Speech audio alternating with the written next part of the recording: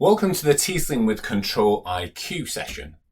So within this session, what we're going to focus on is how the algorithm works and dive into a bit more detail. We'll have a little look at the evidence behind it and most importantly, what the evidence is suggesting in terms of what settings are optimal to adjust. We'll discuss at Birmingham how we educate and how we assess a download, and then we'll offer you 2 case studies to work through using an assessment process to give you an idea when people come back to clinic, the importance of keeping those basal rates and correction factors up to date and on point to make sure you're getting the optimal time in range outcomes and obviously the quality of life benefits for the people using the Control IQ. So Control IQ, obviously now it works with the G7 as well with the latest update, but obviously we've just got the G6 picture here.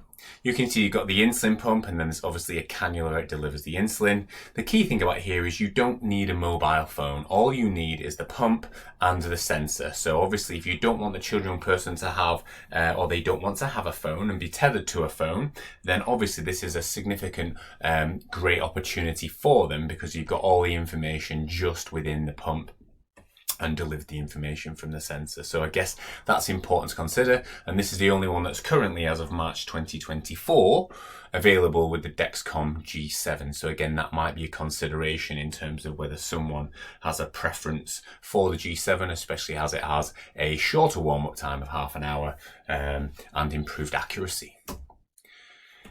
The system works on a model predictive control where essentially it predicts future glucose and looks to bring the current glucose back to the target range, and it takes into account things such as obviously insulin on board, it takes into account obviously where the glucose is going and obviously the current glucose level. Most importantly, it uses the programmed basal rates. So whatever basal rates are set within the pump is where the system starts to make its adjustments from. So if those basal rates are set somewhere close to what the individual needs, the system will be very effective.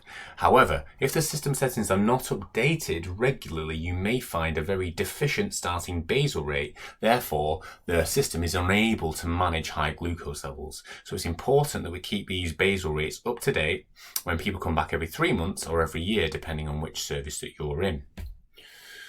Control IQ uses weight, insulin sensitivity from your personal profile. So again, the manually set insulin sensitivity factors here are absolutely key. That determines how aggressive or not aggressive the algorithm is. So importantly, if those sensitivity factors are not updated regularly, you will find a very weak and ineffective Control IQ. If you keep them up to date and on point, again, you will find a very effective Control IQ.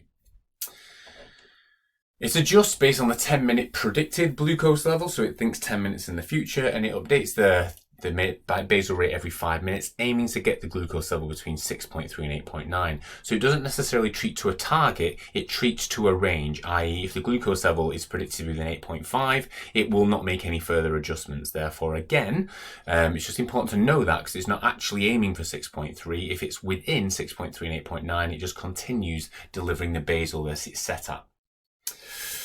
Active insulin time is set at 5 hours and cannot be adjusted. That is something to bear in mind because often if you have weak carb ratios and weak sensitivity factors, because of the long acting insulin time, you'll find that the algorithm can be very, very weak. So it's important to make sure the carb ratios and sensitivity factors are optimized to make sure that this active insulin time doesn't come back to haunt you in terms of the algorithm not being very aggressive or giving enough insulin as it does.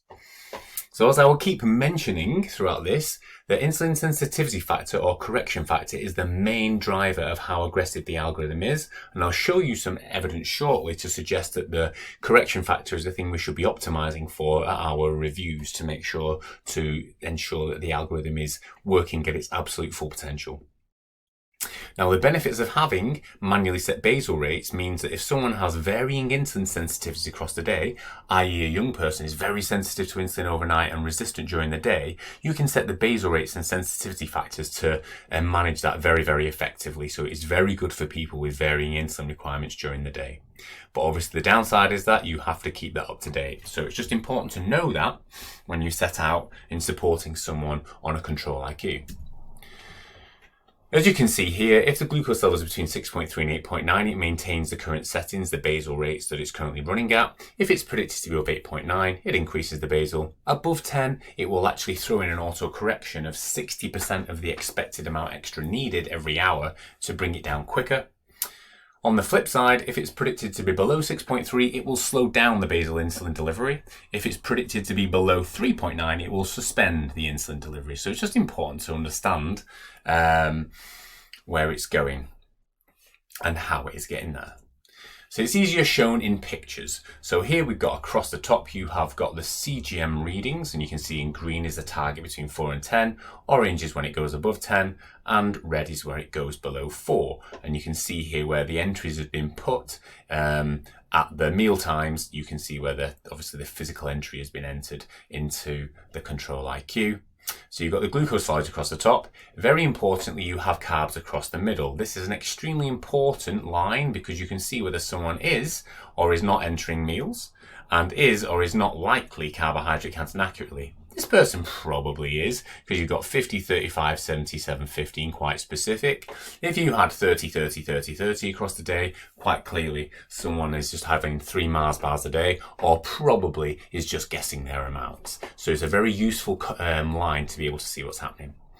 Below that is the insulin delivered, obviously for the meal and the correction here. So you can see 5.7 for 50 grams and obviously the glucose at 6.7 and the entries here. But then when you see these other entries such as here, this is an auto correction. So you can see that it's different. It's got a dark shading around the outside and you'll see there are no carbs there, certainly.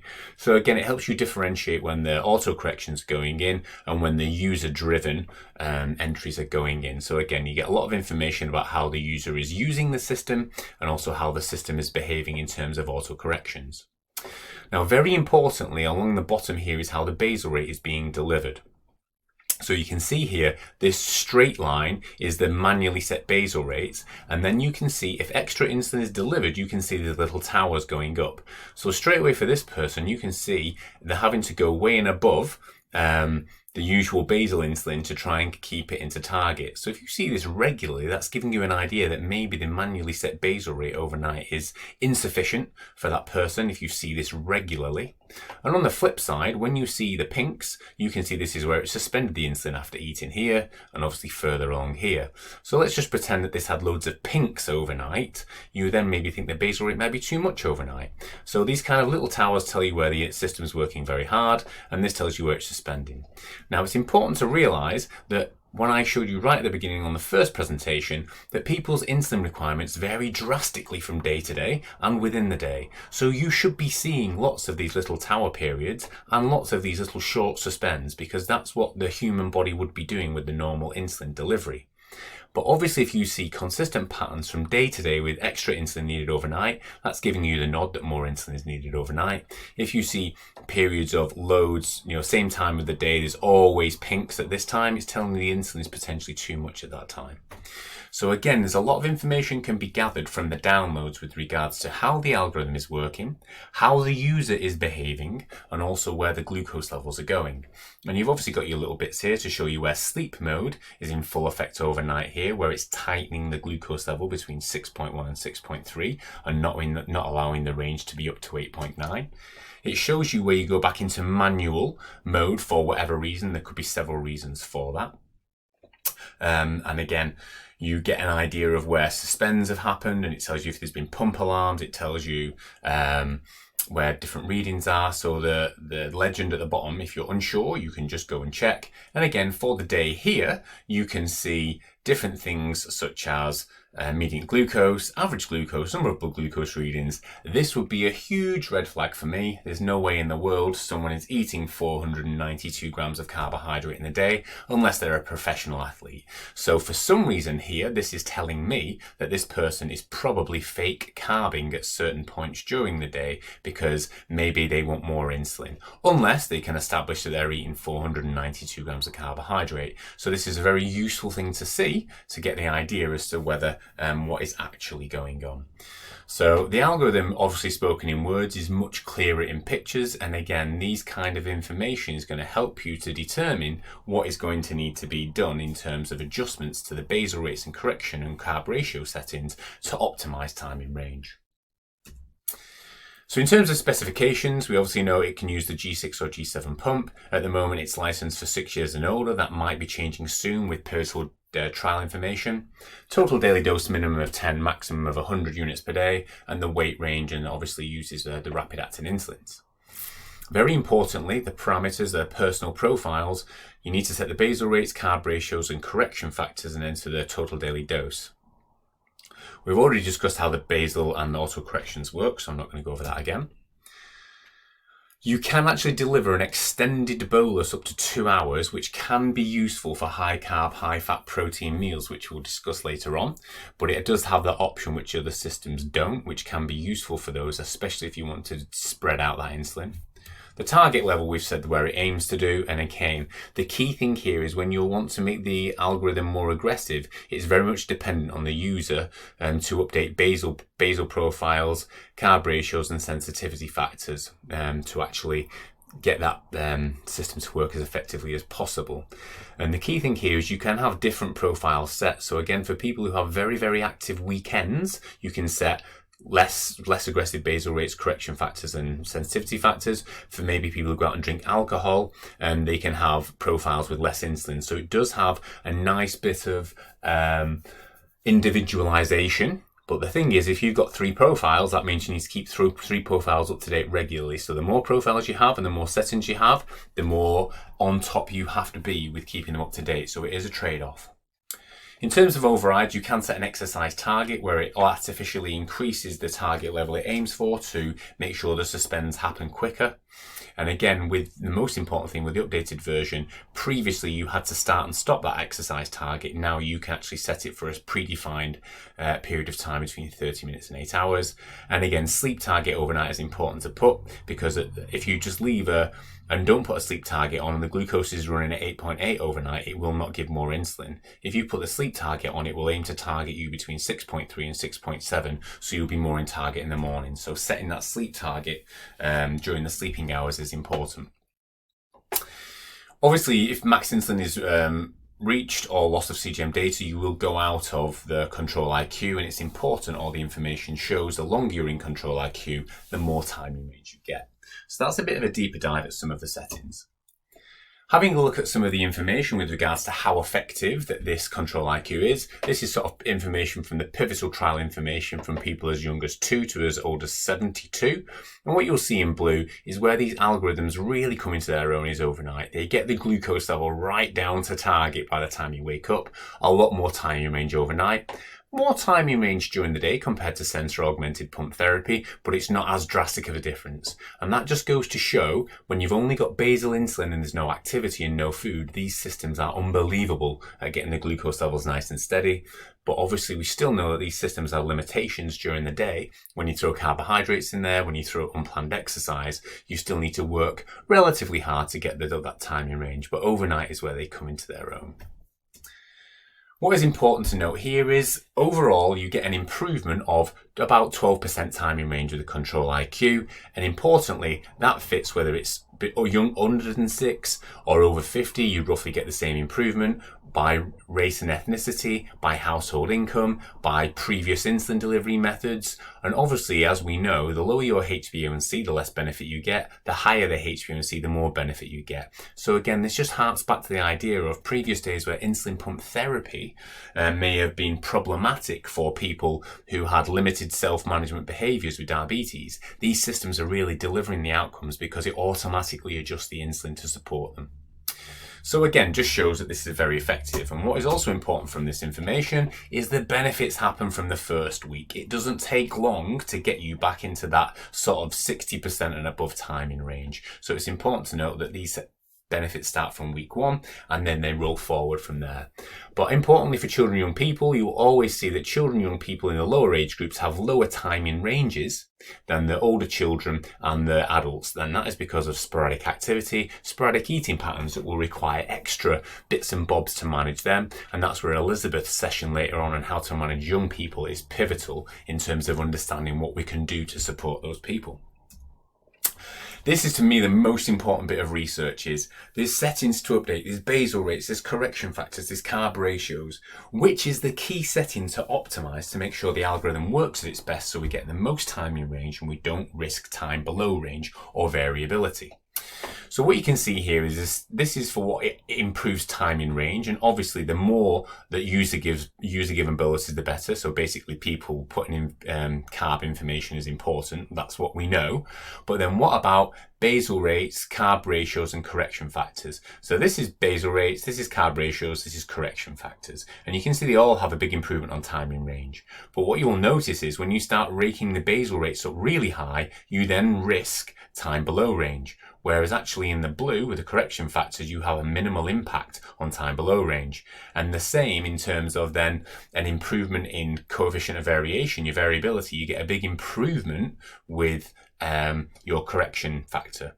So what it's here is saying is you could potentially just have one sort of basal rate or limited basal rates and just make sure they're about right. But if you want to optimize how the algorithm works, what you maybe need is a couple of time blocks for a correction factor, and when they come back to clinic you optimize those during the day so that you can match their sensitivity but make sure the algorithm is up to date. And usually, as we know from previous MDI therapy, correction factor is usually the last thing that gets moved, and it's always carb ratios and basal rates. So we really need to flip our thinking with this control IQ and think, if we want to make this algorithm work more effectively, we have to keep these correction factors up to date and optimized as much as possible. This is just our starting dose calculator, which spits out some potential suggested basal rates, and we're even thinking about maybe just simplifying this and having one basal rate across the day rather than having all these different ones, so it's easier to update. You've obviously got your different carb ratios, but it's important to have these different correction factor blocks so that again you can optimize the correction factor for different times of the day, because that seems to be the most important lever to pull. So again, these are just an idea from the starting dose calculator what you can get. Obviously with our program, I've already been through this before, but what we will do is get them to select. They'll do the pre-education at home and set up their Gluco account, have a go with the simulator. We'll then onboard them with 2 reviews. This is our teaching workbook, which you can obviously download, which walks you step by step how to educate someone. And then most importantly, for the people who we've educated, these are the key things that we believe they need to do to be surviving on the therapy, which is obviously making sure they're suspending the pump and taking it off and resuming it after. They carry all the spare kits that they need with them. You are still going to need to prevent and treat hypos, but with smaller amounts of carbs based on your weight. So this provides some options for them.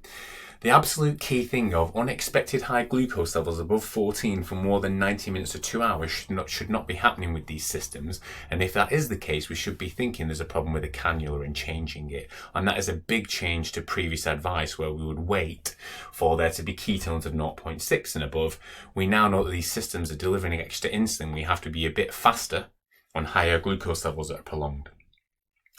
Obviously, the basics of infusion site management remain, and making sure we have optimal CGM management, because ultimately these systems are determined by the quality of the CGM readings. If the CGM readings are effective and accurate, the control is going to be good and it's going to be safe. If the readings are off, then that's not going to be the case. So following good CGM practices, which we'll discuss later on, is absolutely key. And if you do finger pricks and they're trustworthy finger pricks, it is well worth calibrating the sensor to make sure it gets back on track.